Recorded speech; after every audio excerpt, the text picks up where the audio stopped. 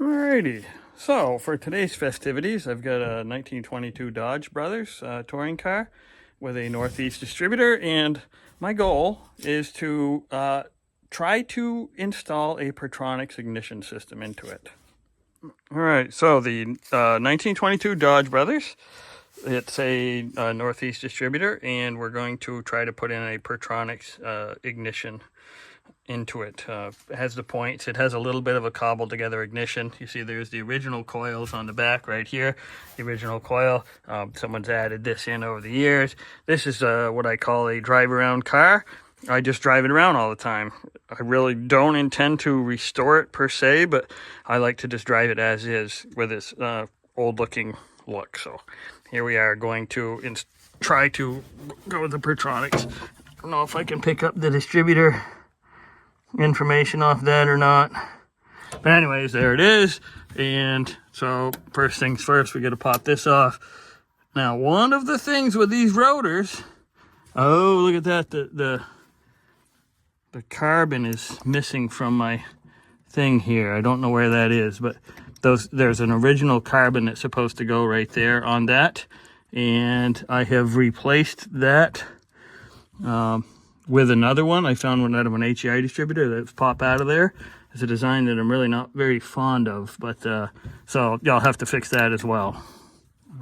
So a couple points in disconnecting this thing. We've got your main wire, which is held on by a screw right here, and then underneath there is a screw here, which I believe retains the actual distributor inside. So if we loosen this off, we should be able to lift out the distributor, hopefully. All right, so I want to make note of the position the distributor's in when I go to put this back together again. It's not quite pointed towards this tab, but it's really close to it. It's kind of at a slight angle to it. I can't get close enough. Somebody has previously disconnected the condenser. That's a condenser there. I think that has to come out in any case.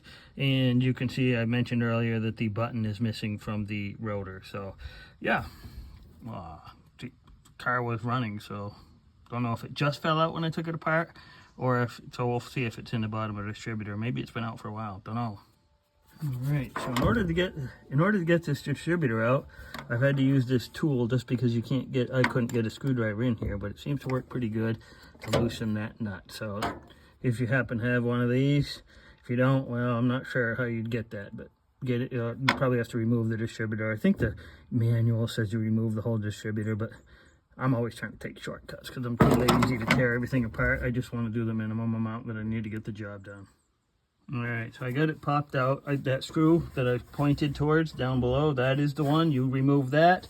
You can see it goes into that groove right there, and that allows you to pull it out. Then on the back, you've got the advance and retard, which is right here. So we got to pull that cotter pin out of there and get that free. Lacking an instruction manual. Looking to get this condenser out. I'm guessing that those two nuts right there on the bottom are the secret to releasing that. So getting that out, and then we can pop the points out. And because we have to put there's a ring that goes on that rotor for the Pertronix. So yeah, yep, sure enough, those two screws held that in. And so now the condenser's out, and I should be able to remove the points next. They're just held in by a couple of screws, and then we will attempt to install the actual Pertronix portion of this. Alright, so those two holes right there are where the new electronic piece gets put into. I'm having a ladybug invasion today. So yeah, there's two holes here. If I can point them out here, there's one there under the plate. It's going to be a challenge. And then there's this one here, and those two coincide with the holes where the condenser used to be. So we can put the pickup unit there inside the distributor. Obviously, we're going to have to move the spark plug wires around and find number one, but it will fit in here. All right, one other thing you need to do is with this screw, that little piece right there in the center.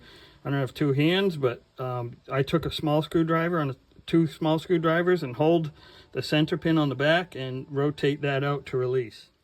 All right, in order to get this screw, this one screw that goes into the thing, you actually have to remove the module from this, put the screw in, and then reassemble. So all right, so a little bit tricky, but I got these screws on. I've reinstalled the pickup, and those screws are just on by hand. A little bit tricky if you've got fat fingers to get those on there. So I've got to get a long nut driver to tighten those, but with that should complete that installation of that piece. And of course the wires will go back out that hole where the old wire went. So. All right, so those little guys were a little bit tricky. Even my nut drivers wouldn't fit on the screws that are here. I'd use these needle nose pliers to tighten up there and there. And so now all is tight inside. So let's try to install the magnetic ring next. All right, so that magnetic ring, green stripe down, it just presses on. I gripped the whole distributor in both hands and used 2 fingers from each hand to push down, so I got it evenly pushed down. Those wires, in order to keep those out of that rotor and out of there, I've kind of squished down behind the box, and I've got the rubber through there. So less the rotor, I'm thinking that I've got this portion done, so now I can put the distributor back in the car. Obviously the timing is going to be way off, so that'll be a whole other chore to get, but as far as the physical assembly of this, that's how that's done. Just as an aside, anybody who works on these know that this is a little carbon brush that's held on by a spring. It's a very easily lost piece, and I always forget because it might be 2 to 3 years before I open up these distributors, or even a full year, and I've got a whole bunch of cars, so I don't pay attention to it. I've lost that carbon button a number of times. What I do is I have a bunch of old distributors in my garage. And at least the distributors I have, like with the HEI, they come with a little carbon center brush. And that's what that is. And that's what I've been using. I actually started doing that last year, and I lost one again this year.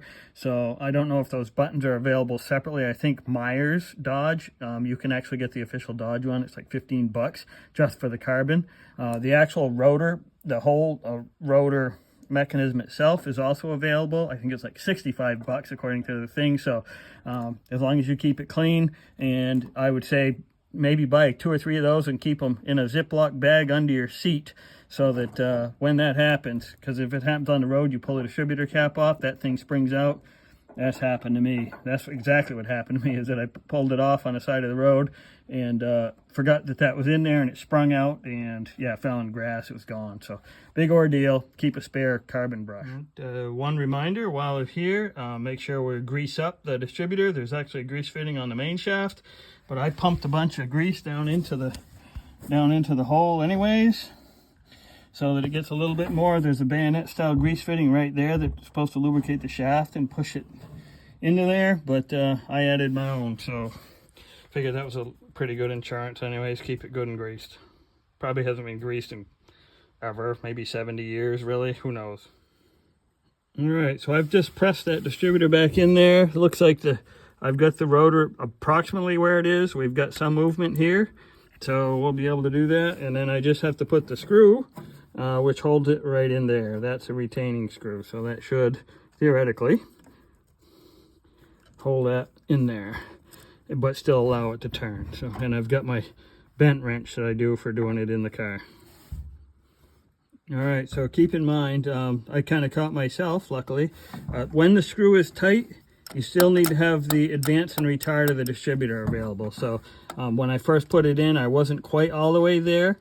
And so that screw tip goes into a little notch in the distributor shaft. So the first time I put it in, I thought it was there. Tighten it up and the distributor wouldn't move. So then I pushed it in. It actually went too far, and then it moved really in an odd direction. But in this orientation right here is where it should go. So that screw is now tight. All that's in there. And guess we'll be putting it back together again. Then I'll deal with the coil. I'm going with a separate coil. I'm not using that original coil. You can see I have a little bit of a mess here. 12 volt. These early cars are actually 12 volt from the factory, and so I'm with the Pertronix. I got a 12 volt Pertronix, so I can actually eliminate the resistor and this coil, which has been working fine. However, all the connections you see are a little bit sus. So I will be putting those in. I actually put in an auxiliary ignition system because my ignition switch is a little bit dodgy. That's why you see I've got a second secondary wire here. I've got this original wire that comes off the ignition switch, and I did a toggle switch because my ignition switch I found is original, probably needs to be rebuilt, replaced, something. But it works most of the time, but once in a while it cuts out. So by putting this toggle switch on here, I make sure I always have power, and I'll land both of those on the new coil. All right, well, I didn't have to do anything other than,